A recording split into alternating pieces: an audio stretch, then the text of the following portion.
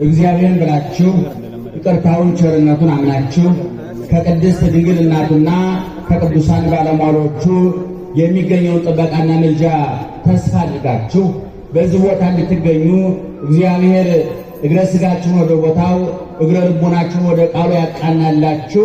የእግዚአብሔር ቤተሰቦች ወገኖቻችን ኢትዮጵያውያን በእግዚአብሔር ስም እንዴት ዋላችሁ? እንዴት አረፈዳችሁ? እንዴት አደራችሁ? በየጊዜው በየቦታው በየምክንያቱ መስማት በምንችለው ልክ የሚነግረን መኖርም በምንችለው መጠን የሚያስተምረን ትናንት የነበረ ዛሬ ያለ ለዘላለምም እንደሚኖር አፋችንም ሞልተን የመሰከርንለት የምንመሰክርለት ልባችንንም ሞልተን ያመነውና የምናምነው የአባቶቻችን አምላክ ልዑለ ባሕርይ እግዚአብሔር እስከ ዛሬ ስላደረገውና ወደፊትም ሊያደርግ ስላዘጋጀው በጎ ነገር ሁሉ ክብርና ምስጋና ይግባው። ክብርና ምስጋና ይግባው። ክብርና ምስጋና ይግባው። ክብርና ምስጋና ይግባው። ዓመት በርቂ በደብረ ምጥማቅ ሐምሰ ዕለታተ ትምህርተ ገጽኪ ይርአይ እስከ ይትረሳ ዘሞተ ሚመጠነ ማርያም ታስተፌስሒ ትብሴተ ህድጊሰ በጊዜ ንቃሁ መዓልተ ብፁዕ ዘርአየኪ በሕልሙ ሌሊተ። ማርያም ሆይ በደብረ ሲና በደብረ ምጥማቅ 5 ቀን በተገለጥሽ ጊዜ ብፁዕ ትምህርተ ገጽኪ ይርአይ እስከ ይትነሣ ዘሞተ የሞተው ተነስቶ የፊትሽን ምልክት የፊትሽን በረከት እስካይ ድረስ ሚመጠነ ማርያም ታስተፌስሒ ትብሲተ። ማርያም ሆይ ምን ያህል ታስደስቻለሽ? ብፁዕ ዘርአየኪ በሕልሙ ህድጊሰ በጊዜ ንቃሁ መዓልተ እንኳን ሌት እንኳን በቀን በብርሃን ባይኑ ያየሽ ብፁዕ ዘርአየኪ በሕልሙ ሌሊተ በሕልሙ ያየሽ እንኳን ንዑድ ክቡር ነው ብፁዕ ነው ብሎ አባ ጽጌ ድንግል የሚባል በ15ኛው መቶ ክፍለ ዘመን የነበረ ንጽሕናን ቅድስናን ገንዘብ ያደረገ መጻሕፍትን አላምጦ የበላ ነፍሱን ለሥጋውን ለነፍሱ ነፍሱን ለክርስቶስ ያስማረከ ከሰይጣን መርገምና ርኩሰት የራቀ ከክርስቶስ በረከት የተጣበቀ ታላቅ ቅዱስ ጻድቅ አባ ጽጌ ድንግል የሚባል በማኅሌተ ጽጌ የተናገረውና ዛሬም እመቤታችን ያደረገችውን ታምር እጥር ምጥን ባለ ንባቡ ጆሮ የማይጎረብጥ ምስጢሩ አእምሮ የሚያጠግብ ኃይለ ቃል ሕሊናን የሚያሳርፍ ምስጢር ተናገረ። ኦርቶዶክሳዊ ተዋሕዶ ቤተ ክርስቲያን ከሥላሴ በታች ከፍጡራን በላይ ማእከለ ፈጣሪ ወፍጡራን በፈጣሪ እግዚአብሔርና በፍጡራን በእኛ መካከል በፈዋሽ እግዚአብሔርና በበሽተኞቹ በእኛ መካከል በአጥጋቢው እግዚአብሔርና በረሃብተኞቹ በእኛ መካከል በጠጋኙ እግዚአብሔርና በተሰበርነው በእኛ መካከል መወጣጫ መሰላል መሸጋገሪያ ድልድይ ሆና ጨለማው ወደ ብርሃን ሞቱ ወደ ሕይወት መቃብር ወደ ትንሣኤ የከሰመው ተስፋ ወደ ተትረፈረፈ በረከት እንዲለወጥ ተመርጣ የተገኘች ለተመረጠችበት ጊዜዋን አካሏን አሳልፋ የሰጠች ከግር ጽፍሯ እስከ ግር ጥፍሯ ከራስ ፀጉሯ እስከ ግር ጥፍሯ ድረስ የባከነ አካል የሌላት በውስጥም በውጭም የተዋበች ያጌጠች ያሸበረቀች በሐሳቧ ድንግል በሥጋዋ ድንግል የሆነች ከፍጡራን ተለይታ በቅታ ከእሷ በፊት ከነበሩት በእሷ ዘመን ካሉት ከእሷ በኋላ ከሚቀጥለው ትውልድ መካከል ተመርጣ የተገኘች እግዚአብሔር የመጨረሻውን ክብር የሰጣት ልጨምር እንኳን ቢል የሚጨምርላት ክብር የሌላት ፍጽምት በነፍስ በሥጋ በጊዜው በዘላለሙ የከበረች የእመቤታችን ክብረ በዓል ታከብራለች ኦርቶዶክሳዊ ተዋሕዶ ቤተ ክርስቲያን። በቅዳሴዋ በማኅሌት አረግል በበለን አረበደን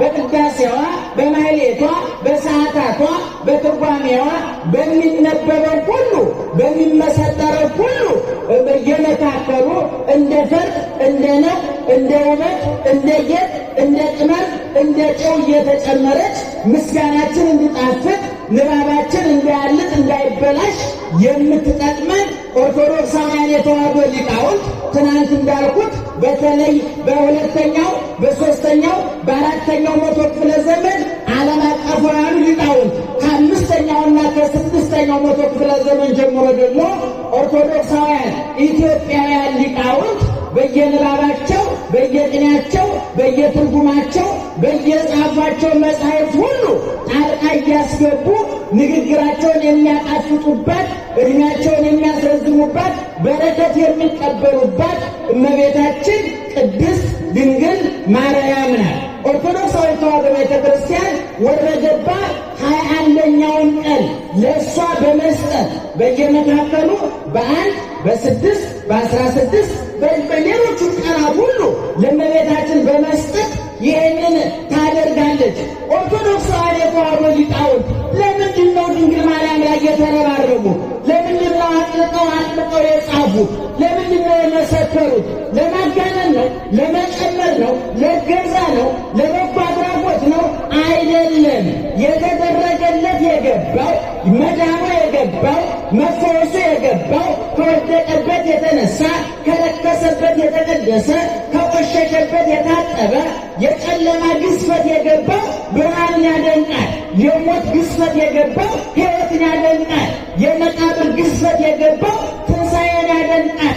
አዳም የተባረረበት የክብር ቦታ፣ የቅድስና ቦታ፣ የረፍት ቦታ የሚናፍቀው ሁሉ ወደዛ ቦታ ለመመለስ ምክንያቱና የተገኘችውን ድንግል ማርያምን ያመሰግናል። ምክንያቱም ረቂቅ ቃል የገዘፈው ሕያው ቃል ሟች የሆነው ዘላለማዊ ቃል ጊዜያዊ የሆነው ምድርና ሰማይ የታረቁት ሰውና እግዚአብሔር የተገናኙት የጥሉ ግድግዳ የፈረሰው የለያየን መጋረጃ የተቀደደው በድንግል ማርያም ነው።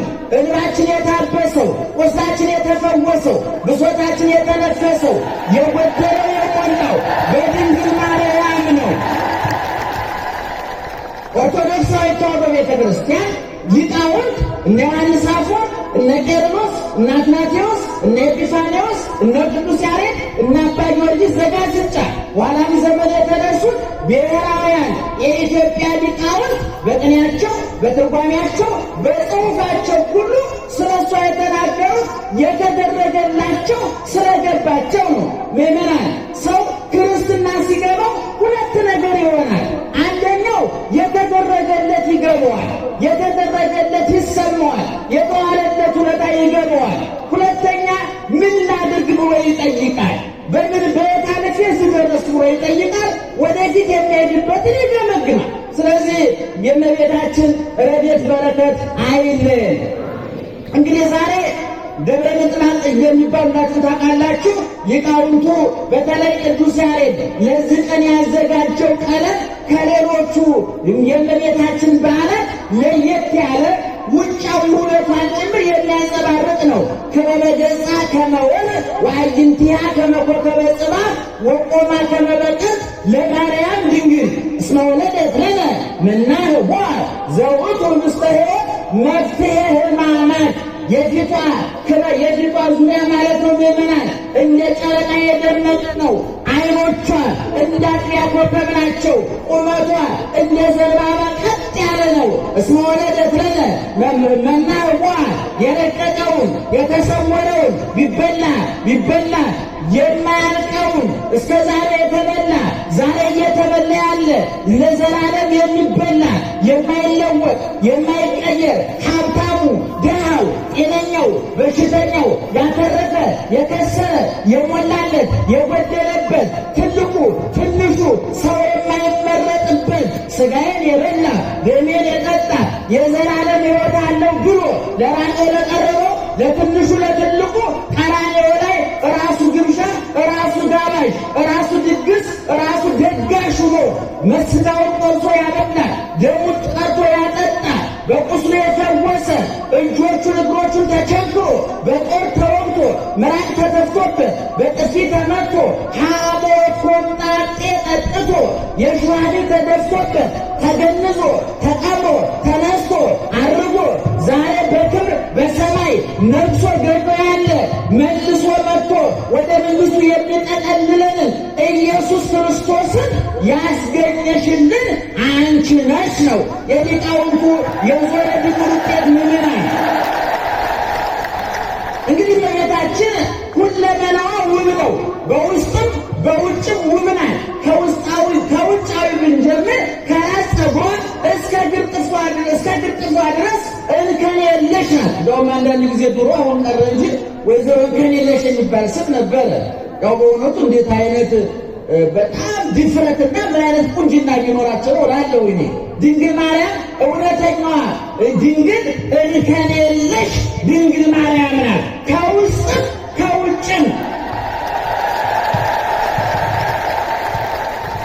ብዙ የፍልስፍና ሰዎች፣ የስነ ጋብቻ ሰዎች፣ የስነ ልቡና ሰዎች የጻፏቸውን ስንመለከት ውበት በሁለት ይከፈላል ብለው ጽፈዋል። የውስጥና የውጭ ውበት ብለዋል። ምዕመናን እስኪ ወንዶቹ ንገሩኝ፣ የምታገቧቸው ሴቶች በውስጣቸውና በውጫቸው ቆንጆ ቢሆኑና ከሁለቱ አንዱን ብቻ ምረጡ ብትባሉ የውጩን ትመርጣላችሁ? የውስጡ? ወንዶቹ ንገሩኝ። የውስጡን የውጩን? አቤት ውሸት! እንደ ማበጠሪያ ፀጉር ላይ ተሰክታችሁ አልቀራችሁ? እንደ ጥርስ ቡርሽ ጥርስ ላይ ተለጥፋችሁ አልቀራችሁ? ዞማ ፀጉር ስትመለከቱ የከረደደ ሐሳብ አላጋጠማችሁ?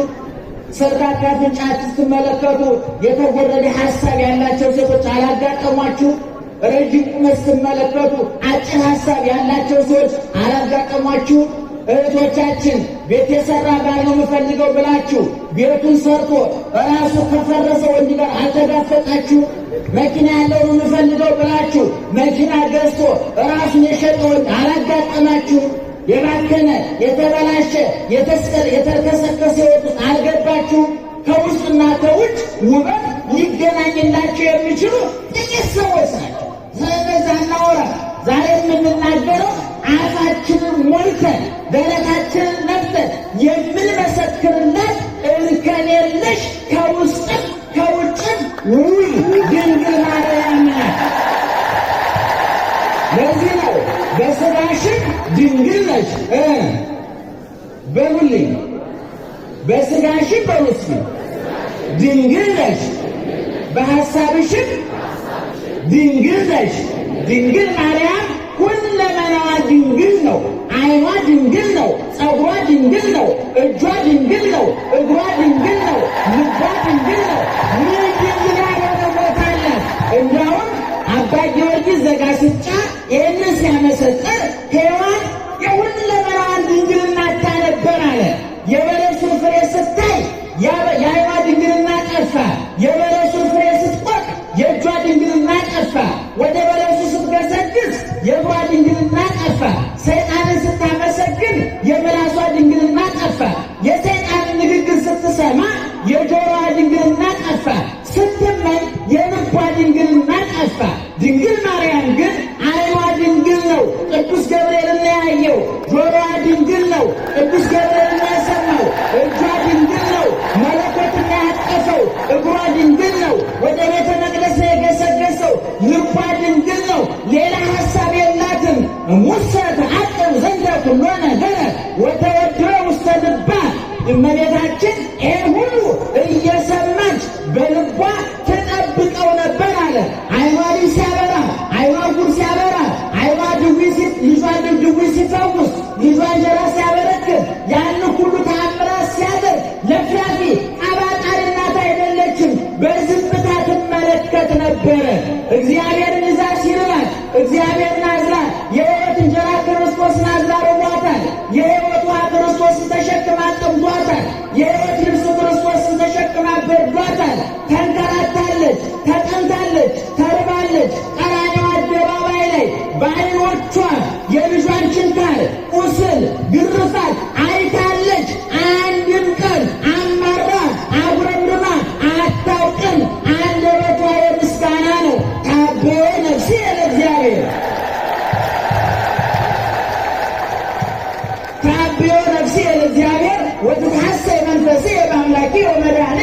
ነፍሴ ሰውነቴ እግዚአብሔርን ታከብረዋለች፣ መንፈሴም በአምላኬና በመድኃኒቴ ሐሴት ታደርጋለች አለ። ለዚህ ነው ኦርቶዶክሳዊት ተዋሕዶ ቤተክርስቲያን ለድንግል ማርያም በስሟ ጽላት ቀርጻ ቤተክርስቲያን አንጻ ተአምሯን መስክራ ንጽሕናዋን፣ ድንግልናዋን፣ ታማኝነቷን፣ ታዛዥነቷን፣ እሺ ባይነቷን ለመረጣት እግዚአብሔር ለተመረጠችበት ዓላማ ራሷን አሳልፋ ሰጥታ 63-64 ዓመት በምድር ላይ ስትኖር የባከነ ጊዜ ምዕመናን እኛ ጻድቃን ቅዱሳን የምንላቸው 3 ነገር ያላባከኑ ናቸው። እየሰማችሁ ስንት ነገር አልኳችሁ? እስቲ ጮክ በሉ። 3 ነገር ያላባከኑ። አንደኛ ጊዜያቸውን ያላባከኑ፣ ሁለተኛ ገንዘባቸውን ያላባከኑ፣ ሶስተኛ አካላቸውን ያላባከኑ።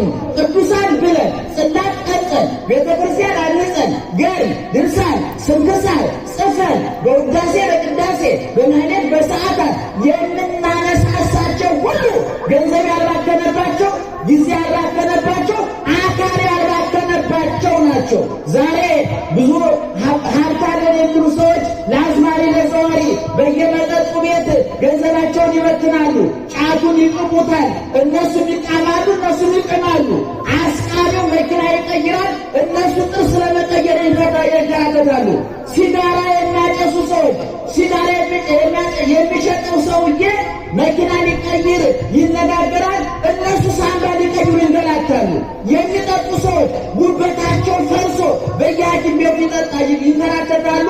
ግሮሰሪ መጠጥ የሚሸጠው ሰውዬ ትልቅ ቡና ቤት ለመክፈት ከሚኒስትር ጋር እየተነጋገረ ሊሆን ይችላል። የባከነ ጊዜ ማለት ይሄ፣ የባከነ አካል ማለት ይሄ።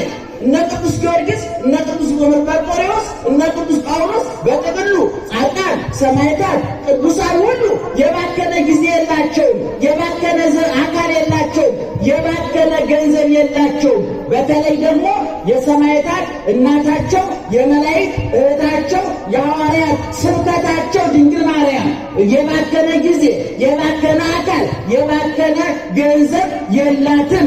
ዕድሜዋ ሁሉ እግዚአብሔር ጋር፣ ሕይወቷ ሁሉ ከእግዚአብሔር ጋር፣ አካሄዷ ሁሉ ከእግዚአብሔር ጋር ነበረ።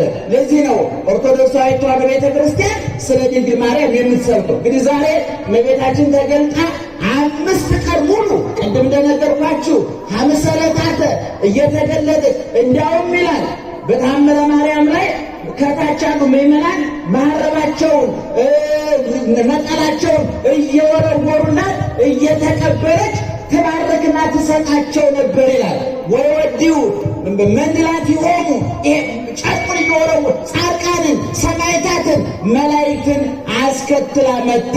ምዕመናን ዛሬ ብዙ እንባ ይፈሳል፣ ብዙ ዋይታ ይሰማል። በየቦታው ሮሮ አለ፣ ጭንቀት አለ፣ ዋይታ አለ።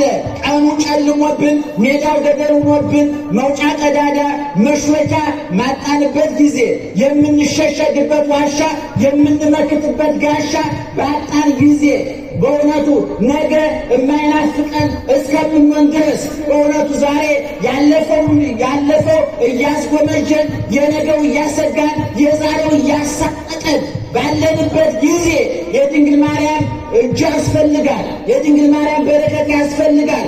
ኦርቶዶክሳዊት ተዋሕዶ ቤተክርስቲያን እንደ አይነት ቤተክርስቲያን የምትሰራው ምዕመናን፣ ይህ ቤተክርስቲያን ስናለቅስ እንባ ማፍሰሻችን ነው። ስንጨነቅ ብሶት መተንፈሻችን ነው። ስንታመም መፈወሻችን ነው። ስንራብ የምንበላበት ነው። ስንጠመቅ እንከብርበታለን። ስናገባ እንሞሸርበታለን። ስንሞት እንቀበርበታለን። ወደ ሰማያዊ መንግስት መሸጋገሪያ መወጣጫ የይለፍ ወረቀት እናጽፍበታለንና እንግዲህ ይህን ጊዜውን ለመቆጠብ እኔ በእውነት 2 የደነቁኝን ነገሮች ተናግሬ ለብፁዓን ሊቃነ ጳጳሳት ላስረክብ። በመጀመሪያ ደረጃ ይህን የመሰለ ውብ ቤተ ክርስቲያን አሁን እናንተ የታየው ልትሉ ነው፣ ታስታውቃላችሁ። አሁን ለማድረግ አይን ይጠይቃል፣ ክፋታችሁ ነው እንጂ አይን ይጠይቃል። ምዕመናን ውብ ነው፣ መቅደሱ ሰፊ ነው። እኔ ቅድም ዶክተር ዘሪሁን እንደው ሪፖርት አቀራረባቸው እንትን ይላል። እኔ ብዙ ዓለማዊ ስብሰባ ይጃቃለሁና የፖለቲካ ማህበራዊ ስብሰባ ይጃቃለሁና እንደው ለፖለቲከኞቹ ዶክተር ዘሪሁን እንደው ጠርተው ጸበል ቢያጠምቋቸው እውነቱን ለመናገር አጭር ንግግር አንወድም ኢትዮጵያ። ንግግራችን ይለጠጣል። ጆሮ ሞቶ እስኪፈስ ድረስ የገባነው ሁሉ እኮ ነው የሚያብራሩልን። ይገርማችኋል። እኔ ደግሞ ድፍረት የገባኝ ነገር የሚያብራራልኝ ነው። አንዳንድ ሰው እንጀራ ስጠኝ ስትሉት እንጀራ የሚሰራው ከጤፍ ነው ሁሉ ማብራሪያ የተፈለገው እንጀራ ነው፣ ማብራሪያ አይደለም። ማብራሪያ እኛ የቸገረነው መድኃኒቱን ስለ መድኃኒት ማብራሪያ አይደለም። መድኃኒት ስጡን ነው። ስለ ዳቦ ገንቢነት ንገሩን አይደለም ያለው፣ ዳቦ ስጡን ነው ያለው። የእኛ ሰው ወተት ማቅረብ ሲያቀተው ስለ ወተት ጠቃሚነት ያው የበለጠ በሽታ መመዛት ይባላል። አንዳንድ ሰው ሐኪም ቤት በሽተኛ ሊጠይቅ ሄዶ ድሃውን እኮ ነው የሚጠይቀው። ደው ጥሩ ነው በእውነቱ እግዚአብሔር ይማረበት። ግን እንደው ጁስም ብትጠጣበት ወተትም ብትጠጣበት ፍትፍት ብትበላ ይህ ሰውዬ ቆሞ የሚቆረጥም ድሃ በሽታ መረጃ ሰጥቶ ለማሳበር ነው ወይ ይሄ ነው? እና አሁን የእኛ ትልቁ ችግር የሚወራንና የምንኖረው አልመጣጠናል። ሰው ደግሞ አበደ የሚባለው የሚመኘውና የሚያገኘው ሲራራቅበት። እኔ ከዚህ በፊት ተናግሬያለሁ። 50 ሺህ ብር ይዞ የ2 ሚሊዮን ብር መኪና ከጠየቀ አንድ ሰው የመኪና ከመግዛት በመኪና መገጨት ነው የሚቀልስ አብሯል ማለት ነው። ስለ እቅዱ እናንተ መመጣጠን አለበት እና እነ ዶክተር ዘሪሁን ምጥን አድርገው በተመረጠ ቋንቋ ጆሮ በማይጎረብጥ ቋንቋ አቅርበውልናል። እኔ በእውነቱ የህንፃ ኮሚቴዎቹ ይህን የመሰለ ቤተክርስቲያን ሰርተዋል። እኔ ደግሞ ወደፊት እነሱን ራሳቸውን ለመስራት ቃል እገባለሁ፣ አስተምራቸዋለሁ። ሌላው ለብፁዕ አባታችን የዕለቱ ሙሽራ ብፁዕ አቡነ ዮሴፍ ናቸውና የደብር ማለቃ ስማቸውን አቤት አባ ክፍለ ዮሐንስ በሉስ ሰያፍ ነው። በዚህ በቅኔ ሰያፍ የሚባላል። እሳቸውም በጣም ቆራጥ እንደሆኑ ሰምቻለሁኝ። ብዙ አለቆች ወተት ይገዛና ብዙ ችግር አለ። ለማንኛውም ወደ ዝርዝር ጉዳይ አልገባም። ብዙ ችግር አለ። እና አባቴ ክፍለ ዮሐንስ ቆራጥ በመሆናቸው በቅርብ በመከታተላቸው የመጣ ውጤት ነው። እኔ ገንዘቡና ህንፃ ቤተክርስቲያኑ አይመጣጠንም። ምን ያህል ገንዘቡን መጥነው እንደያዙት ነው የሚያስረዳ ለኔና በእውነት ዶክተር ዘሪሁን ጨምሮ ይህንን ህንፃ ለመስራት የተባበራችሁትን እኔ አልመርቅም። ብፁዓን ሊቃነ ጳጳስ በኋላ ይመርቋቸዋል። አሁን እዚህ ውስጥ ያላችሁ ሰዎች ይህን አይነት ስራ ስታዩ ማገዝ አለባችሁ፣ መርዳት አለባችሁ። ትናንትና ተናግሬያለሁ። እናንተ ገንዘብ አምጡ፣ እኛ ግንዛቤ እናዋጣ፣ ገነት እንገናኝ ብያለሁ። እናንተ ብር አምጡ፣ እኛ ምስጢሩን እናምጣ፣ ገነት እንገናኝ። እናንተ ገንዘብ ካመጣችሁ ጧፉ ጣኑ፣ ሌላውም ነገር በገንዘብ ነው የሚሰራው። ስጋውን ቆርሶ ላበላ፣ ደሙን ቀርቶ ላጠጣ ገንዘብ ሳይሆን ራሱን አሳልፎ ለሰጠ እግዚአብሔር ወረቀት ብር መስጠት እንደው እንደተሳተፍ እንዲሰማን ለማድረግ እንጂ ይሄ ቁም ነገር ያለው ቁም አይደለም። እና በእውነት ሰበካ ጉባኤውንም በጣም እጅግ በጣም እናመሰግናለን። የህንፃ ኮሚቴዎቹ ግን እኔ በእውነቱ በየኢትዮጵያ ዙሪያ በመላው ኢትዮጵያ በየክፍለ ሀገሩ ተገትረው የቀሩ 10-15 ዓመት የሆናቸው ህንፃዎች አሉና እነዛን እየጎበኛችሁ ጸበል እየረጫችኋቸው ብትመጡ ኮሚቴዎቹንም ሰብሰብ አድርጋችሁ ገንዘብ እንዴት እንደሚያዝ አዲስ አበባ 20 ዓመት የሞላው ህንፃ አለ፣ 15 ዓመት የሞላው ህንፃ አለ። እንግዲህ እዛ ውስጥ አይጦችም አሉ ማለት ነው። እንግዲህ እናቶች ሞግዚት ልጆቻችሁ ሞግዚት ትቀጥራላችሁ። አንዳንድ ሞግዚቶች የልጅ ወተት እየጠጡ ልጁ ይከሳል ይባላል። አሁን በቤተ ክርስቲያንም የህፃናት ወተት የሚጠጡ እንዲሁ ያልታደሉ ሰዎች የቤተክርስቲያን ገንዘብ የሚበሉ ሰው የመጨረሻ ተስፋ መቁረጡ የሚታወቀው የሃይማኖት ብር ሲበላ የመጨረሻ ራሱን ለማጥፋት ወስኗል ማለት ነው ሰው እና በእውነቱ ሰበካ ጉባኤውን እናመሰግናለን። አባታችን አቡነ ዮሴፍ እድሜና ጤና ይስጥልን፣ ይኑሩልን። ትሕትናዎት፣ አቀባበሎት ሁሉ እጅግ በጣም ደስ የሚል ነው። ብፁዕ አባታችን አቡነ ማርቆስ የወንጌሉም የቅኔውን ባለቤት በመካከላችን አሉ። እኔ ያስቀረውትን ጨምረው ያጎደልኩትን ሞልተው ትምህርት ከሳት ትምህርት ከቡራኬ አሟልተው ይሰጧቸዋል። እኔ ከዚህ በላይ ብናገር ፀሐዩም እናንተም ጊዜውም ትፈርዱብኛላችሁ። ዝርዝ